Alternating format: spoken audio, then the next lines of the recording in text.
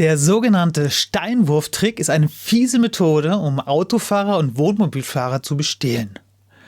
Ein Zuschauer von Toms Help Facts hat berichtet, dass dieser Trick inzwischen auch mit Steinschleudern durchgeführt wird. Er selber wurde Opfer in Italien und sein Bericht ist auch Teil dieses Videos. Hallo, ich bin Tom. Zuerst erkläre ich dir, wie der Steinwurf-Trick bzw. Steinschleudertrick funktioniert. Danach kommt ein Opferbericht und dann erkläre ich dir noch, wie du dich möglichst davor schützen kannst. Die Vorgehensweise der Täter ist rücksichtslos und teuer. Während du in deinem Auto unterwegs bist, schießt einer der Täter mit einer Steinschleuder oder er wirft die Steine auf dein Auto, meistens auf die rechte Seite des Autos, damit du es nicht so gut überblicken kannst und im Spiegel nicht so viel siehst. Dieser Knall, der dann entsteht, oder mehrere Knalle, die sollen dich dazu verleiten, anzuhalten, weil du denkst, es ist etwas passiert, es ist was kaputt gegangen am Auto. Und in dem Moment, wo dieser Wurf oder der Steinschleuderschuss schon passiert ist, überholt dich ein Fahrzeug und versucht vehement, dich zum Anhalten zu bewegen. Mit Gestikulieren, mit Rufen und Machen und Tun. Es wurde auch schon berichtet, dass keine Steine geworfen wurden, sondern mit Softair-Waffen auf die Autos geschossen wurde. Falls dir zuvor am Straßenrand ein Fahrzeug aufgefallen ist, ist das ein starkes Indiz dafür, dass es sich um den Steinwurf-Trick bzw. Steinschleudertrick handelt. Weil oft stehen die einfach am Straßenrand und wenn sie sehen, okay, es hat geklappt, der hat getroffen, dann fährt das Auto los und tut so, als wäre es halt ein Unbeteiligter und versucht dich anzuhalten, weil da an deinem Auto ein großer Schaden ist.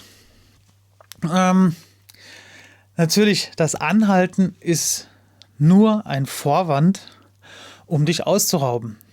Also entweder sollst du abgelenkt werden und ein weiterer Täter durchsucht in der Zeit heimlich dein Auto nach Wertgegenständen und klaut die, oder du wirst tatsächlich einfach richtig überfallen.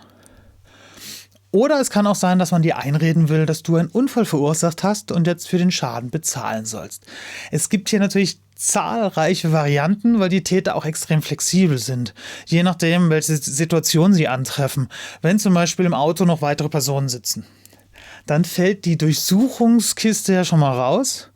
Dann wird zu der Überfallvariante oder zu der Unfallvariante übergegangen.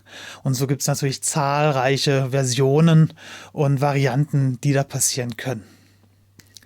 In solch einer Situation ist es extrem wichtig, ruhig und besonnen zu bleiben.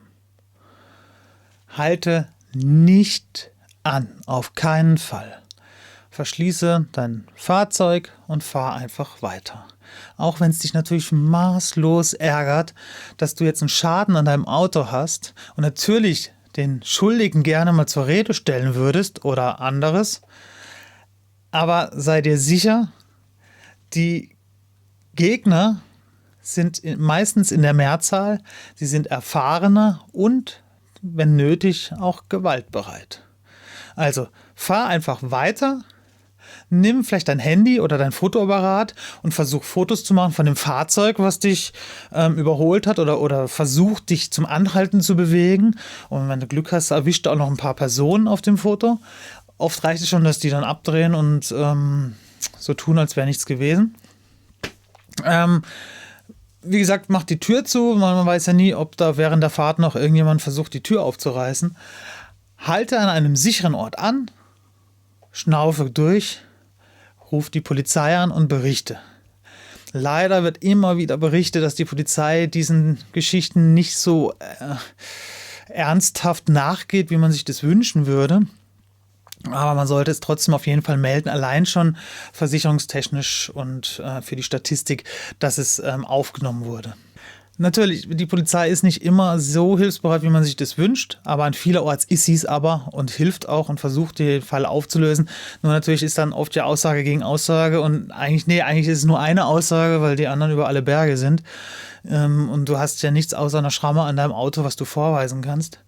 Und deswegen ist es natürlich cool, wenn du Fotos oder Videos hast, dann kannst du schon mal zeigen, guck hier, das war tatsächlich und real. Bilder und Videos helfen oft, den Täter oder die Täter zu finden. Allerdings ist in den häufigsten Fällen das Problem, dass die Nummernschilder der Fahrzeuge geklaut sind, oft sogar die Fahrzeuge selbst auch geklaut sind. Oder es passen dann ein Nummernschild nicht zum Auto und dann sagt die Polizei, dann winken die meistens schon ab. Das ist ein Riesenproblem, das ist auch das Problem an den Video- und Bildaufnahmen, wenn jetzt nicht konkret Personen zu erkennen sind, aber auch die zu finden. Der Aufwand wird oft nicht betrieben für so eine Lappalie, die ja noch gar nicht passiert ist, wenn man weitergefahren ist. Wenn es zu dem Überfall gekommen ist, dann ist es natürlich eine andere Geschichte. Dann kommt es noch darauf an, wie ist es vonstatten gegangen. Aber du guckst dir jetzt das Video an, damit es dir nicht passiert. Deswegen gehen wir jetzt davon aus, dass du weiterfährst. Was auch eine Möglichkeit ist, ist eine Dashcam. Die zeichnet ja quasi permanent auf. In dem Moment, wo du den Knopf drückst, wird die letzte Minute gespeichert. Und so ist es natürlich eine viel schnellere Möglichkeit als Handy oder Fotoapparat, weil du quasi die letzte Minute dann schon auf Band hast oder auf Speicherkarte. Ich habe dir mal einen Link in die Videobeschreibung gepackt zu solchen Dashcams. Vielleicht ist da ja was dabei und vielleicht gibt dir das ein sichereres Gefühl, wenn du sowas dabei hast oder installiert hast. Letztlich ist natürlich entscheidend, sich der Gefahr bewusst zu sein, entsprechend vorbereitet zu handeln und sich und seine Mitfahrer zu schützen. Der Steinwurf-Trick bzw. Steinschleudertrick, man könnte auch noch sagen der Softair-Waffentrick, ist leider nicht nur auf Italien beschränkt. Er wird auch aus anderen europäischen Ländern berichtet, zum Beispiel aus Spanien und Frankreich. Überall da, wo touristisch besonders viel los ist, wo die Straßen voll sind, wo vielleicht die Polizei nicht so, wie soll ich sagen, präsent ist wie in anderen Ländern. Meistens an Autobahnen und Landstraßen, viel befahrenen Autobahnen und Landstraßen. Also es ist nicht rein ein italienisches Phänomen. Allerdings muss man dazu sagen, dass die häufigsten Berichte aus Italien stammen. Der folgende Bericht ist von einem meiner Zuschauer. Er hat den unter mein Spiegeltrick-Video geschrieben, das du hier nochmal angucken kannst. Eugen berichtet: Leider ist mir das in diesem Jahr 2024 auf der Hin- und auf der Rückfahrt hier fast mit Ansage, da ich den Pkw in der Parkbucht schon sah und Böses ahnte, vom Gardasee fast an der gleichen Stelle, nur in verschiedene Richtungen passiert. Beide Fälle haben an meinem Camper zu tiefen Macken seitlich an der Schiebetür geführt. Da ich mich auf nichts einlassen wollte, habe ich auch nicht angehalten. Der miese Trick war mir ja bekannt. Aber teuer und ärgerlich ist es trotzdem. Da hilft es mir auch nicht, dass das nur selten passiert. Wenn nie einer zahlen würde, gäbe es diese Raubritter sicher irgendwann nicht mehr. Und sinnvoll wäre es sicher auch, das auf den Campingplätzen zu melden. Die Betreiber sind sicher auch nicht begeistert von dem dadurch entstehenden schlechten Image der jeweiligen Region. Vielen Dank, Eugen, für diesen Bericht. Es gibt nichts Besseres, als quasi jemanden, der das erlebt hat, mit einzubringen. Zusammenfassend lässt sich sagen, der Steinwurf-Trick und der Steinschleudertrick ist eine ernste Bedrohung für Autofahrer und Wohnmobilfahrer. Aber indem du dir dieser Gefahr bewusst bist und im Ernstfall ruhig und besonnen reagierst, kannst du das Risiko minimieren. Auch die bloße Kenntnis hilft natürlich schon, deswegen bitte, bitte teile das Video mit deinen Freunden und Bekannten oder die Information, dass es diese Tricks gibt, damit wir es vielleicht zusammen schaffen, möglichst diesen Mist zu reduzieren. Weil, man muss ja sagen, Urlaub in Europa ist nach wie vor total sicher. In den allermeisten Regionen passiert sehr, sehr, sehr wenig, in anderen Regionen ein bisschen mehr, aber es ist immer noch ein Tropfen auf dem heißen Stein. Den meisten von uns wird es niemals passieren. Aber jeder einzelne Fall ist extrem ärgerlich, weil gerade in diesem Fall tatsächlich schon Schäden an den Fahrzeugen entstehen, obwohl man richtig reagiert und aus der Nummer rauskommt, indem man weiterfährt, hat man den Schaden. Nur weil die denken, sie müssen einen versuchen anzuhalten mit diesem Trick. Entschuldigung für die Wortwahl. Aber